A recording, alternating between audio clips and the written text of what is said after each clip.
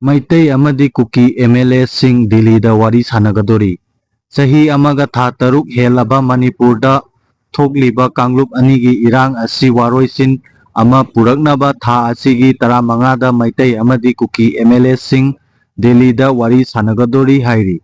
Presna phangba paugi likun inna hairiba khongthang asi Union Home Minister Amit Shah gi miyeng makhada paikhalakpani hairi. Wari sanagadoriba asida Speaker TH Satyabatra Singh, Agriculture Minister TH Biswajit, Work Minister Konthaujam Govindas, Thanga Asigi MLA Tongbram Robindro, Hairok Asigi MLA Thoksom Radesham Yauri Hairi, Kuki gi Furuk ki Maikaidagi Minister Lepau Haukip MLA Pauliran Haukip amadi atopa MLA kharasu yauri haina pau asina makhatari.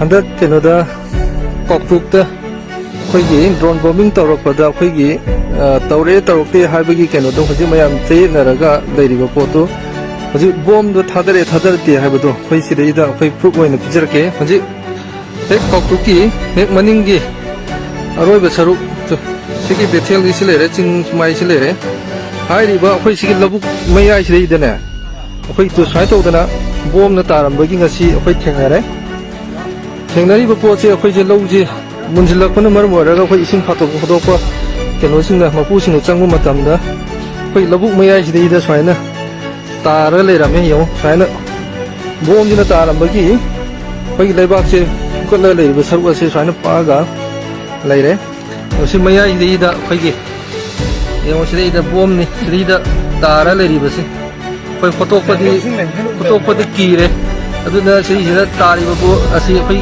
yengu mayam thadadragasu bom sigi maning aduni si tariba si aduna yaragadi akhoi expert singna hariba bom asi lokhat pina ba haiduna mayam mafamda khanjari okay lampate yes di bicha mei poina ko sangin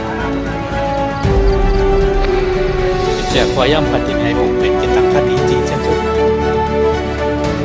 kamu aja hati.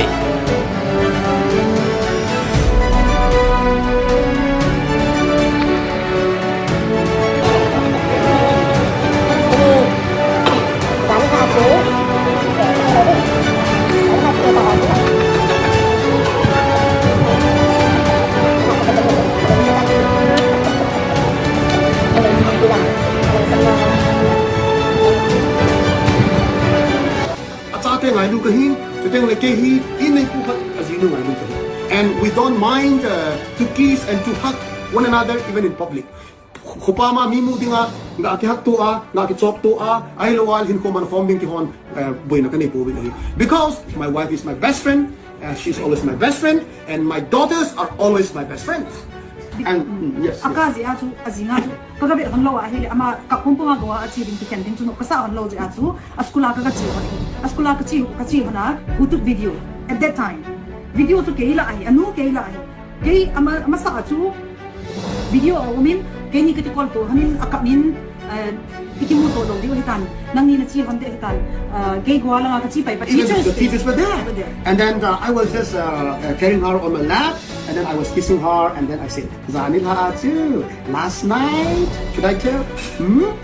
You know what Zanil Haatu from last night, the one guy left? You guys are taking wrongly. You are taking this in a very dirty manner. Bullshit, nonsense. I'm speaking to my real daughter. Zanil Haatu, Katilomti Aine. I was trying to, tell the way how she cried, Zanil Haatu Kasanuhi Kapmahiya. Oh.